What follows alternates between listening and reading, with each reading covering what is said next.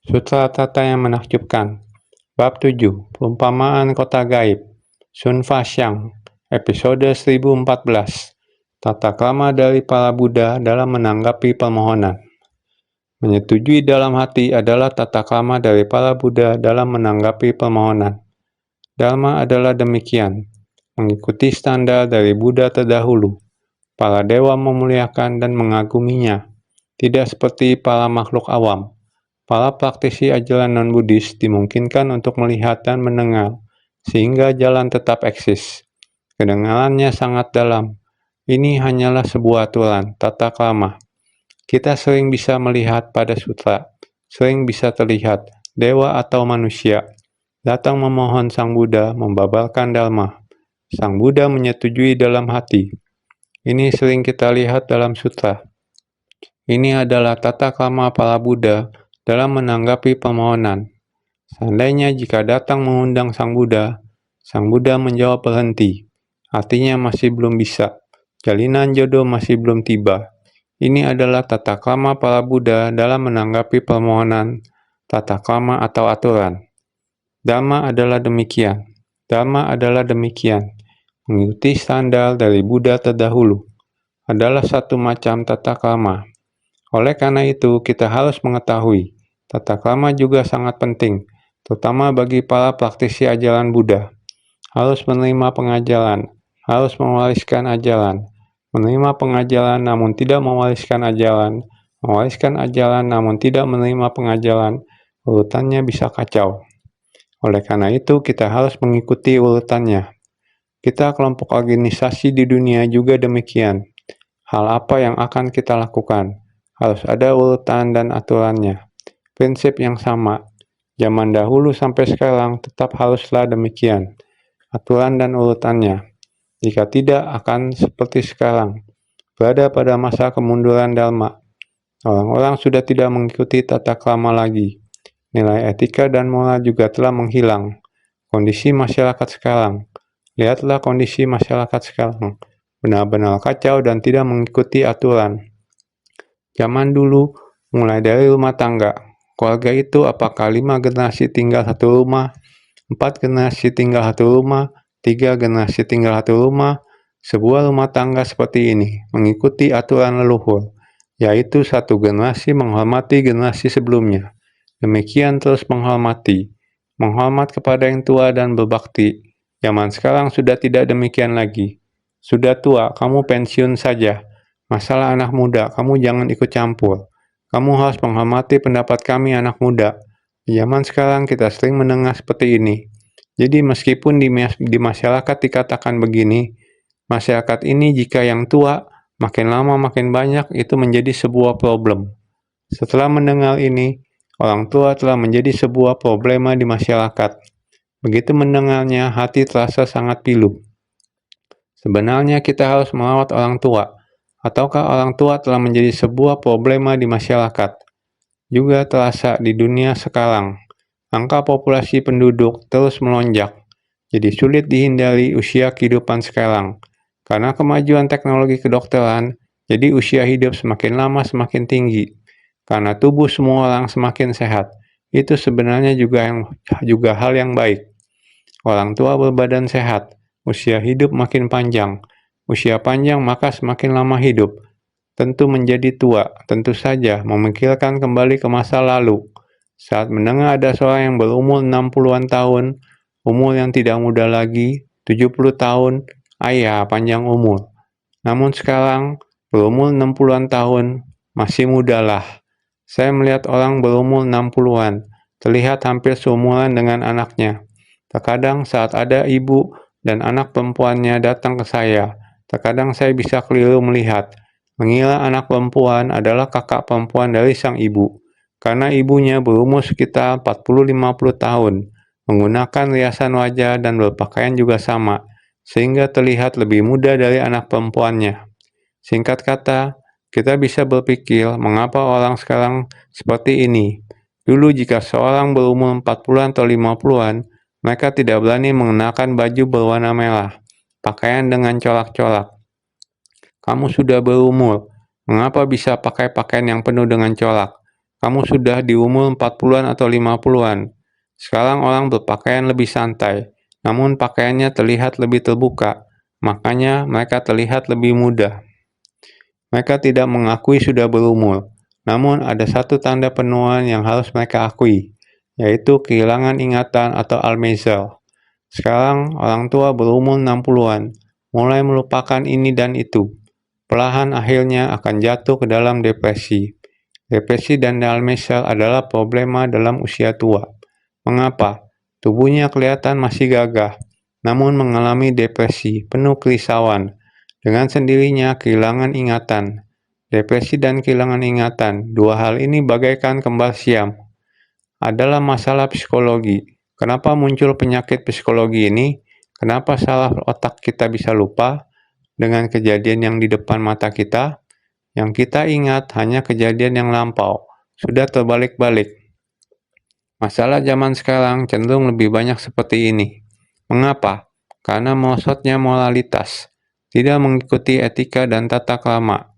Orang yang tua bisa ketakutan karena tidak ada pendamping, atau tidak dihormati dan lain-lain, sehingga pikiran dan psikologinya mudah tidak seimbang. Kita jika dapat menjaga etika dan moralitas dengan baik, harus ada semangat mewariskan etika dan moralitas, menjaga sopan santun dengan baik. Satu keluarga baik yang memiliki 5 generasi, 4 generasi maupun 3 generasi. Dengan demikian, satu generasi memberikan teladan pada generasi berikutnya, di mana orang tua mendapatkan penghormatan, menerima perlakuan yang sopan santun dan bermoral.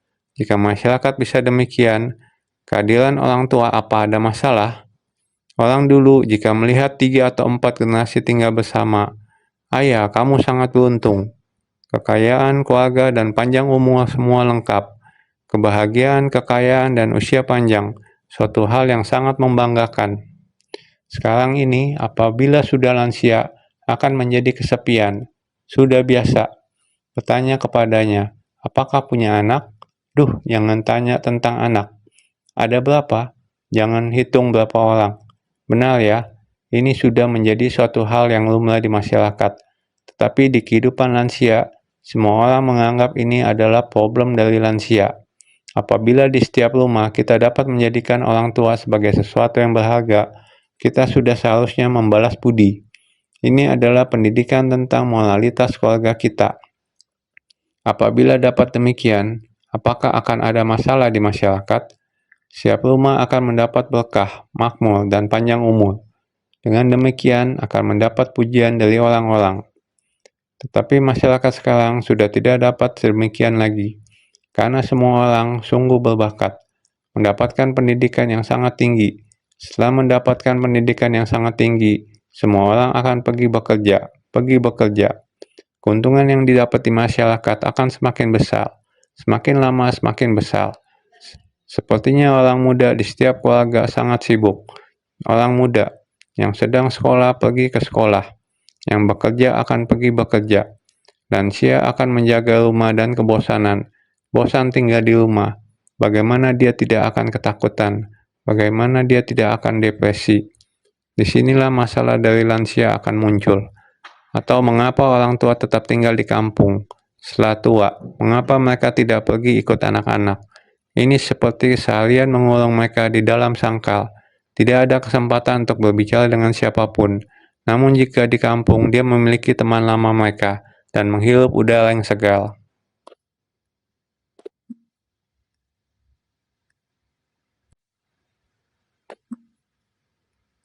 Mereka dapat bebas kemana-mana. Maka dengan sendirinya mereka tinggal di kampung. Tidak peduli sebagus apapun lingkungan di kampung, namun hati mereka terasa kosong. Ini semuanya adalah siklus yang buruk. Maka dikatakan ilmu kedokteran, geriatri, dan masalah populasi yang menua sebenarnya sekarang sudah menjadi masalah yang berlapis-lapis. Jika melihat sekelompok orang tua sedang melakukan daur ulang, mendengar mereka berbicara, demikian penuh kebijaksanaan. Kemarin saya melihat bodhisatwa daur ulang kita, sudah berusia 80 tahunan. Setiap hari menjalankan hidup dengan rasa sukacita, selalu berada di depo pelestarian lingkungan. Ada orang bertanya kepadanya, mengapa kamu harus bersusah payah seperti ini? Bisa melakukan baru disebut berkah. Untuk apa kamu melakukan semua ini? Saya melakukan ini untuk suci. Suci dapat menyelamatkan orang. Orang yang bertanya kepadanya berkata, bukankah semua orang berkata suci sangat kaya? Kamu masih melakukan ini dan hasil penjualan untuk suci? Dia berkata, kamu pikirkan, Master ingin menyelamatkan orang. Jika biasanya tidak menabung sedikit uang, terkadang pemberian bantuan internasional membutuhkan uang yang sangat banyak. Di mana ada bencana atau penderitaan di Taiwan, dia juga akan menyelamatkannya. Inilah biasanya kita harus menabung sedikit uang. Seperti yang orang katakan, di saat cuaca cerah, simpanlah bekal untuk hari hujan. Bukankah orang berkata bahwa tanah suci sangat banyak? Dia berkata, benar, jika tidak memiliki tanah, mana ada tempat kita bisa melakukan daur ulang. Setelah mendengarnya kemarin, timbul rasa sukacita dalam hatiku. Saya sangat berharap dapat mengatakan langsung kepadanya, engkau sungguh punya kebijaksanaan, dan juga sangat berharap bisa menepuk-nepuk pundaknya. Benar-benar, lihatlah, dia begitu polos, sungguh sederhana. Dahulu orang mengatakan demikian, ketika cuaca baik harus persiapkan bekal untuk menghadapi hari hujan. Ini yang disebut dengan hukum alam. Ini juga aturan, bukan asal ada uang lalu dihabiskan secara sembarangan. Digunakan secara sembarangan. Orang dahulu mengatakan, ini sungguh banyak membelanjakan, amat banyak belanja. Membelanjakan. Sekarang baru tahu bahwa membelanjakan uang, dulu kami menyebutnya mengeluarkan uang. Orang sekarang menyebutnya membelanjakan uang. Membelanjakan uang. Dialek Taiwan juga menyebutnya membelanjakan. Membelanjakan uang, demikianlah adanya. Maka dapat dikatakan, kehidupan orang sekarang tidak mengikuti aturan, sehingga timbul masalah yang berlapis-lapis. Prinsip kebenaran dari Dharma Buddha harus sesuai dengan standar. Sikap menyetujui secara tersirat. Yang datang memohon Dharma atau yang datang memohon kepada Buddha untuk menerima persembahan. Jika Sang Buddha menyetujui dalam hati, ini sebagai petanda sudah menyanggupi. Ini adalah tata krama dalam hal menerima permohonan. Dharma adalah demikian, mengikuti standar dari Buddha terdahulu. Demikianlah Dharma, diwariskan dengan cara demikian. Ini adalah sebuah kaidah, juga disebut sebagai standar. Para dewa memuliakan dan mengaguminya, tidak seperti para makhluk awam. Para dewa memuliakan tata krama ini, sehingga datang dari alam surga Brahma, menaburkan bunga menghormati Buddha, membawa serta istana sebagai persembahan, menunjukkan niat ketulusan yang tertinggi. Ini menunjukkan standar para dewa terhadap Buddha.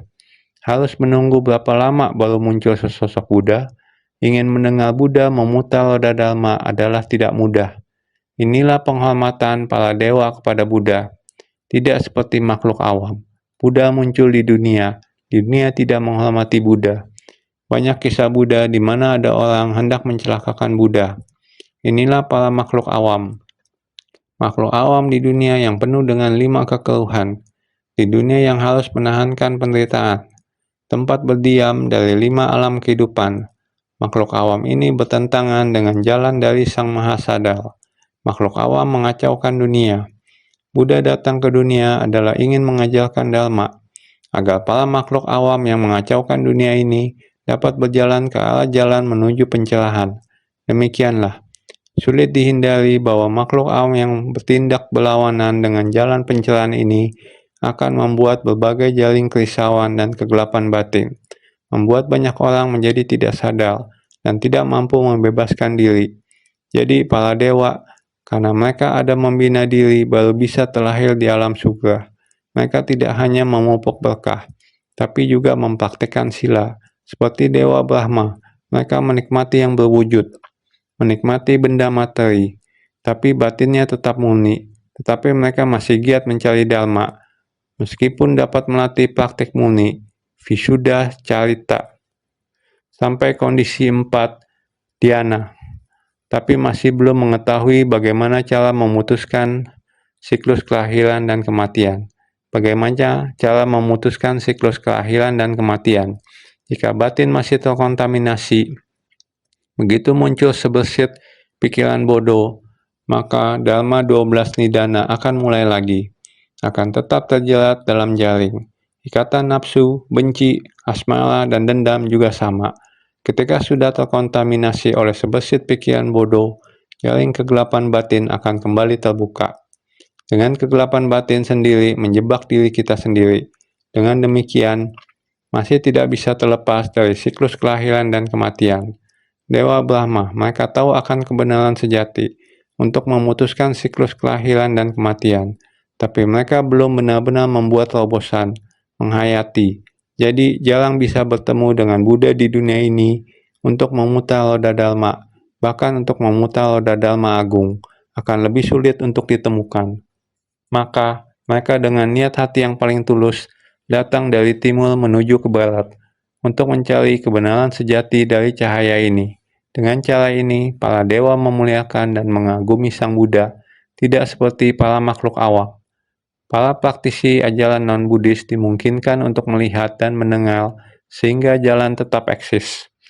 Sang Buddha mencapai kebuddhaan di dunia ini, meskipun para makhluk awam ini, para praktisi yang menyimpang dan praktik tidak sesuai dengan jalan kebenaran, tapi Sang Buddha masih tetap datang ke dunia ini, muncul di alam manusia untuk membabarkan Dharma, bahkan tidak takut para praktisi ajaran non-Buddhis, di mana mereka menentang Buddha Dharma, tapi masih tetap memberikan mereka kesempatan untuk dapat bersentuhan dengan Buddha Dharma. Seperti saat Buddha berada di dunia, ada sekelompok praktisi non-Buddhis yang mencoba berbagai cara yang mereka bisa untuk memecah belah kelompoknya Sangha dari Buddha. Bagaimana cara mengganggu prinsip kebenaran ajaran Buddha? Mereka berkumpul untuk memikirkan hal ini. Setelah itu, salah satu dari mereka berkata, "Mengapa tidak mencari seorang tukang jagal? Seorang yang khusus membunuh babi dan makhluk hidup lainnya. Kami memesan kepadanya untuk meminta Buddha menerima persembahannya." Mereka akhirnya menemukan seorang tukang jagal yang terkenal, selalu membunuh babi, membunuh, dan sebagainya. Semua jenis makhluk hidup. Orang yang khusus menjalankan profesi tersebut. Ketika dia mendengar permintaan dari kelompok non-Buddhis tersebut, berpikir bahwa mereka sangat menghormati Buddha, sehingga mereka memintanya untuk memberikan persembahan kepada Buddha. Ada pahalanya, maka saya harus melakukannya. Jika ada kesempatan untuk memberikan persembahan kepada Buddha, ini adalah berkahku. Tetapi saya adalah seorang tukang jagal. Namun para praktisi non-Buddhis ini terus menyemangatinya. Jadi dia pergi ke hadapan Buddha. Para praktisi non-Buddhis ini juga datang untuk melihat bagaimana Buddha menanggapi tukang jagal ini. Apakah Buddha akan menerimanya atau menolak tukang jagal yang hidup dari membunuh makhluk hidup? Lalu mereka semua mengikuti dia. Ketika tukang jagal itu datang ke hadapan Buddha, dia juga sangat menghormati dan bersujud. Dengan hati yang tulus, beranjali kepada Buddha dan terus terang berkata, "Buddha, saya adalah seorang tukang jagal di desa ini. Profesi yang saya lakukan adalah membunuh makhluk hidup. Meskipun ini adalah profesi saya, Sang Buddha, saya juga sangat mengagumi Buddha. Saya berharap Buddha dapat menerima undangan saya, pergi ke rumah saya untuk menerima persembahan saya. Tapi saya tidak tahu apakah Buddha akan tidak suka kepada saya yang melakukan pekerjaan berkarma buruk. Tidak tahu apakah akan menolak saya." Buddha menjawabnya seperti ini dan berkata, "Segala sesuatu memiliki sebab dan akibat. Jika buah karma buruk matang, dengan sendirinya akan jatuh ke alam rendah. Ketika karma baik dan berkat terpenuhi, dengan sendirinya akan ada sebab dan kondisi untuk mendapatkan bimbingan." Buddha menjawabnya dengan cara demikian. Oleh karena itu, Sang Buddha sekali lagi memperingatkannya, "Jika ada hal baik yang dapat dilakukan, kamu harus segera menggenggam kesempatan untuk melakukan hal baik. Kejahatan dan kebaikan adalah terpisah. Ketika buah karma buruk matang, dengan sendirinya akan jatuh ke alam rendah. Ketika karma baik dan berkah datang, Anda harus menggenggamnya dengan baik dan segera melakukannya." Setelah menjawab sedemikian, Buddha menyatakan persetujuan, memintanya untuk bergegas pulang dan mempersiapkan persembahan untuk Sangha dan Buddha. Tukang jagal sangat senang dan pulang untuk bersiap-siap. Para penganut agama non-Buddhis, mereka telah mendengarnya, pikiran terbuka dan menjadi paham. Jawaban dari Sang Buddha sangat sempurna dan harmonis. Hukum sebab akibat diterima oleh diri sendiri. yang berbuat kejahatan walau sudah dilakukan di masa lalu. Karma buruk bila telah matang, sama halnya juga dapat terjerumus. Jika terdapat jalinan jodoh kebajikan, Anda harus segera menggenggamnya, segera melakukannya. Anda pulang kemudian bersiap-siap. Saya menerima persembahan. Tidak ada yang perlu dipersalahkan. Maka penganut agama non-Buddhis merasa sangat salut, tanpa disadari dengan sendirinya. Semua orang secara bersamaan datang ke hadapan Sang Buddha, memberi penghormatan kepada Sang Buddha, mempersilahkan Sang Buddha untuk bersalana, menjadi murid Sang Buddha. Penganut ajaran non-Buddhis melalui kontak mata dapat mendengar dengan telinga. Dengan sendirinya prinsip akan muncul. Prinsip ini dengan sendirinya dapat diwariskan. Maka kita harus sangat bersungguh hati mendengar Dharma, menyebarkan Dharma, aturan dan sopan santun. Kita seharusnya dalam kurun waktu yang panjang demikian mewariskannya. Prinsip kebenaran, etika dalam keluarga seharusnya juga demikian. Jika tidak, benar-benar Dharma bukanlah Dharma. Dharma tidak diwariskan, masyarakat tidak tentram. Maka naskah sutra sebelumnya mengatakan demikian.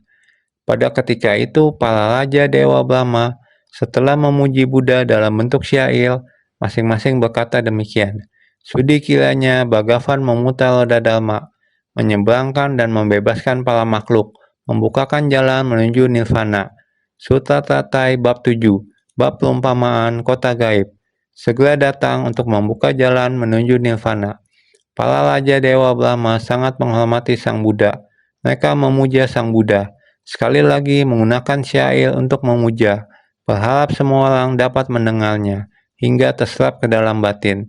Generasi baru juga harus benar-benar mendengarkan Dharma, memuja Dharma, harus menghargai Dharma. Sehingga kemudian para raja Dewa Brahma dengan satu hati dan satu suara berkata dalam bentuk syair, pahlawan dunia yang telah sempurna, baik berkah maupun kebijaksanaan, sudi kiranya engkau membabarkan Dharma, serta menggunakan kekuatan dari kemahawelasasianmu untuk menyeberangkan para makhluk yang berada dalam penderitaan dan kerisauan. Sutra Teratai Bab 7, Bab Perumpamaan Kota Gaib. Ini adalah naskah sutra yang sebelumnya. Naskah sutra yang berikutnya menyebutkan, pada ketika itu, Tathagata Mahabhiba Janabibu menyetujui secara tersirat. Sutra Teratai Bab 7, Bab Perumpamaan Kota Gaib. Para raja Dewa Brahma itu memiliki rasa hormat seperti ini. Mereka penuh rasa hormat, penuh ketulusan hati untuk memohon Dharma. Ini adalah demi kepentingan mereka, agar bisa memahami dengan menyeluruh jalan untuk memutuskan siklus kehidupan dan kematian. Mereka juga memohon Dharma demi kepentingan semua makhluk. Mereka berharap agar semua orang dapat melenyapkan kegelapan batin dan bisa mengikuti Dharma dan jalan kebenaran. Inilah pikiran dari para raja Dewa Brahma. Mereka memohon agar Buddha memutar roda Dharma. Buddha juga menyetujuinya secara tersirat. Buddha telah setuju untuk memutar roda Dharma. Roda Dharma ini berbeda dengan ajaran yang biasanya diberikan Buddha. Buddha hendak mengajarkan Sutra Teratai. 16 orang pangeran memohon kepada Buddha untuk memutar roda Dharma, kemudian mengikuti cahaya. Para dewa juga mengikuti cahaya ini dan datang, dan juga memohon Dharma, sehingga Buddha tetap diam.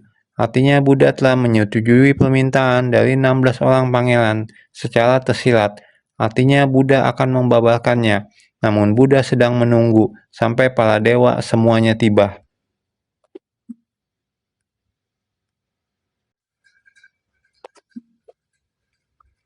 Menunggu para dewa dari arah timur semuanya tiba, sehingga Sang Buddha menyetujui secara tersirat. Jadi tanda Buddha setuju, artinya Buddha telah setuju. Baiklah, tunggu sebentar lagi, karena mereka yang berasal dari penjuru lain masih belum tiba. Jadi, pada ketika itu, Tathagata Mahabhiba Janabibu menyetujui secara tersirat. Tanda Buddha setuju ada berbagai jenis yang berbeda-beda, kadangkala menganggukkan kepala. Ini adalah ungkapan persetujuan dengan gerakan tubuh. Ada saat diam-diam. Ini adalah menyetujui dalam hati, atau persetujuan dengan menganggukkan kepalanya. Seperti kita sekarang bilang, baiklah. Walau tidak mengeluarkan suara, Buddha menganggukkan kepala. Ini adalah dengan tubuhnya, dari sikapnya, tidak melarang. Buddha menganggukkan kepala. Aku akan membabarkan padamu. Baik, saya membabarkan kepada kalian. Ini adalah, atau mengatakan, aku akan membabarkan kepadamu. Ini adalah ungkapan persetujuan dengan ucapan. Sekarang hanya diam. Ini adalah ungkapan persetujuan dengan batin. Atau mengatakan, berhenti, berhenti. Ini adalah ungkapan tidak setuju. Beliau telah berjanji untuk membabarkan Dharma.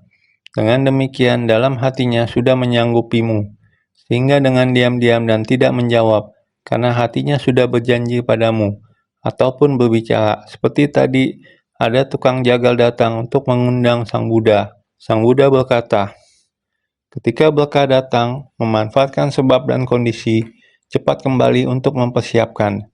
Ini adalah dengan kata-kata, ataupun menggunakan gerakan tubuh, bisa. Menganggukkan kepala. Ini semua menunjukkan persetujuan untuk membabarkan Dharma. Jika mengatakan berhenti, berhenti, ketika Sariputra memohon Dharma, Sang Buddha mengatakan padanya, berhenti, berhenti, tidak perlu katakan lagi. Baiklah, hati penghormatan kalian belum tercapai. Kapasitas para makhluk belum merata. Hati memohon Dharma belum sepenuhnya tulus hati. Sehingga berhenti, berhenti, berhenti. 3 kali memohon dan 3 kali menghentikan. Ini adalah Buddha Sakyamuni di dunia. Pada saat itu mengajarkan Sutra Tratai, Sariputra, memohon Dharma. Sang Buddha 3 kali menghentikan. Semua orang tentu masih ingat. Menyetujui secara tersirat. Tata krama dari para Buddha dalam menanggapi permohonan. Semuanya adalah memberikan persetujuan secara tersirat. Dharma adalah demikian, memiliki 4 maksud, mengikuti standar dari Buddha terdahulu. Para dewa dan manusia memuliakan dan mengaguminya, tidak seperti para makhluk awam atau praktisi ajaran non-Buddhis, memungkinkan untuk melihat dan mendengar, sehingga jalan tetap eksis. Inilah manfaat dari 4 siddhata. Ada 4 jenis makna. Yang pertama adalah mengikuti standar dari Buddha terdahulu. Ini adalah peraturan. Peraturan-peraturan adalah seperti demikian. Yang kedua adalah para dewa dan manusia memuliakan dan mengaguminya. Berharap setiap orang dapat membangkitkan rasa hormat. Tidak hanya manusia, tapi juga para dewa harus demikian, memberi hormat kepada Sang Buddha. Sehingga semua orang harus dengan jelas memahami, walau jelas tahu bahwa 16 orang pangeran yang sebelumnya telah memohon Dharma, memohon untuk memutar roda Dharma. Tetapi para dewa di alam Brahma, mereka juga mengetahui bahwa Sang Buddha akan memutar roda besar Dharma. Tetapi mereka masih sama juga, menggunakan etika dan sopan santun, kembali memohon Sang Buddha untuk memutar roda Dharma. Ini menunjukkan bahwa para dewa menghormat dan mengagumi. Bukan hanya Raja Brahma di timur yang datang memohon. Berikutnya masih banyak lagi. Juga sama. Datang memohon Sang Buddha memutar roda Dharma. Ini menunjukkan rasa hormat dan kekaguman dari para dewa. Ketiga, tidak seperti para makhluk awam atau praktisi ajaran non-Buddhis. Karena dunia ini terhadap ajaran Buddha, perbandingan yang tidak menghormati adalah jauh lebih banyak daripada yang menghormati. Ini disebut makhluk awam. Tidak menghormat akan adanya ajaran Buddha di dunia ini. Keempat, memungkinkan untuk melihat dan mendengar.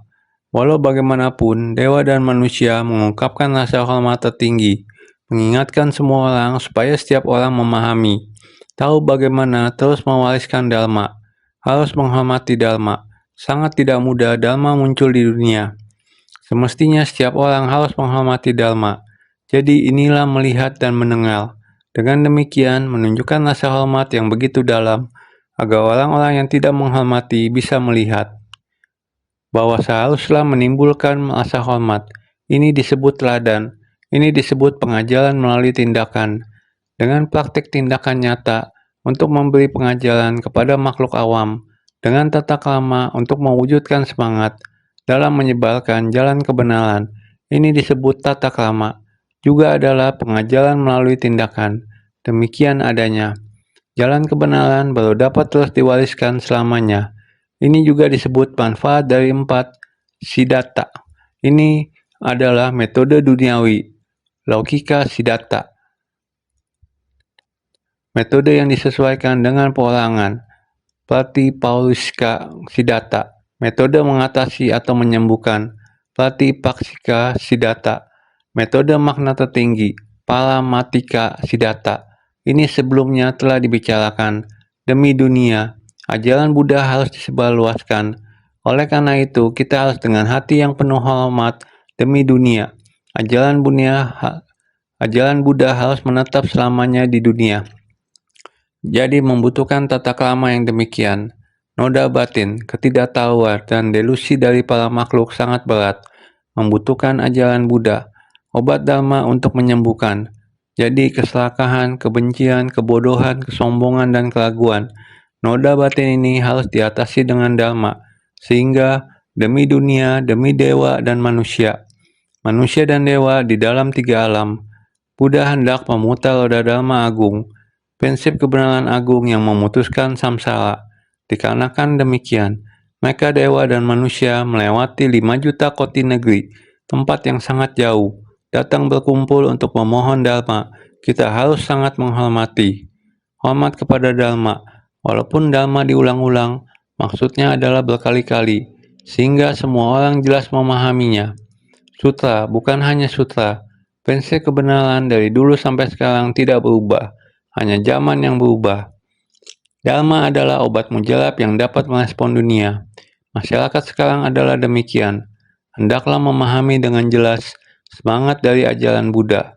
Melihat kehidupan manusia zaman sekarang, harus memakai obat apa baru bisa mempertahankan jalan, prinsip kebenaran, mempertahankan etika dan moral di dunia. Inilah prinsip kebenaran yang tidak berubah dalam jangka waktu yang lama, maka kita jangan merasa repot. Juga harus tidak berhenti bersungguh hati mendengarkan dharma, melihat kondisi kehidupan di dunia sekarang, demikian untuk memahaminya. Kemudian naskah sutra kembali lagi mengatakan, lebih lanjut para biksu, pada 5 juta koti negeri di penjuru tenggara, para raja dewa Mahabrahma masing-masing melihat istananya disinari oleh cahaya terang, di mana tidak pernah terjadi sebelumnya. Mereka penuh sukacita dan gairah, memunculkan kondisi batin yang langka. Mereka segera saling berkunjung untuk mendiskusikan hal ini. Sutra Teratai Bab 7, Bab Perumpamaan Kota Gaib. Buddha Sakyamuni terhadap para biksu di Pesamuhan, kembali mengingatkan semua orang, juga pada zaman Mahabhiba Janabibu Buddha. Selain orang dari penjuru timur datang ke penjuru barat untuk mencari, di penjuru tenggara juga demikian. Masih ada lagi 5 juta koti negeri. Para raja dewa Brahma juga demikian. Masing-masing melihat istananya disinari oleh cahaya terang. Juga semua penuh sukacita dan gairah, dan juga memunculkan kondisi batin yang langka. Sama juga semuanya mendiskusikan hal ini. Kita telah mengatakan di depan, hanya satu penjuru timur saja, sekarang adalah Raja Dewa Brahma di penjuru tenggara. Mereka juga telah melihat cahaya. Sama juga mereka mendiskusikannya. Cahaya ini sebenarnya berasal dari mana? Semua telah mengetahuinya. Cahaya ini dari barat laut menuju tenggara, sehingga istana juga disinari cahaya. Semua orang mendiskusikan hal ini, sebenarnya datang dari mana? Ini sama dengan yang dikatakan di depan. Seperti sebelumnya ada Raja Dewa Brahma yang masing-masing berpikir demikian dan seterusnya. Batin setiap orang juga demikian. Sama juga adalah beserta istana-istana mereka. Semua datang dari penjuru tenggara, menuju barat laut, ritual yang sama. Standar aturan juga sama. Mereka juga memohon Buddha memutar roda dharma. Singkat kata, mempelajari ajaran Buddha harus terus bersungguh hati. Jika kita terus bersungguh hati, satu kata yang sederhana, semua ada standar aturannya. Tata krama ini, standar aturan juga ada prinsip kebenaran yang mendalam. Walaupun terlihat begitu sederhana, seperti kita di dunia, untuk mempertahankan sebuah keluarga yang harmonis, juga perlu adanya tata krama demikian, aturan standar. Jika di dalam keluarga tidak ada tata krama dan etika, maka terhadap generasi-generasi yang lebih tua, dari generasi ke generasi akan semakin tidak menghormati. Terhadap orang yang lanjut usia, masa merupakan orang yang mengambil ruang dalam keluarga, sama sekali tak terpikirkan bagaimana agar keluarga ini menjadi lebih stabil, Bagaimana keluarga ini membuat kita dapat menikmati hidup, akan mudah melupakan budi, muncul rasa hati yang kelelahan, merasa lelah dalam menghadapi orang tua, merasa ada orang tua saya tidak leluasa, saya masih harus pulang menyiapkan makanan 3 kali sehari buat orang tua. Inilah orang zaman sekarang ini. Apakah boleh demikian? Ini dinamakan melanggar hakikat kebenaran, bertentangan dengan moral dan etika. Inilah yang tidak sesuai dengan aturan standar dan etika, sehingga kita mendengarkan dharma harus baik-baik dan bersungguh hati, senantiasa mengikuti aturan yang ada. Bodhi, jalan pencerahan agung, merupakan yang paling cemerlang dalam kehidupan kita, prinsip kebenaran yang paling akhir, sehingga berharap setiap orang senantiasa lebih bersungguh hati.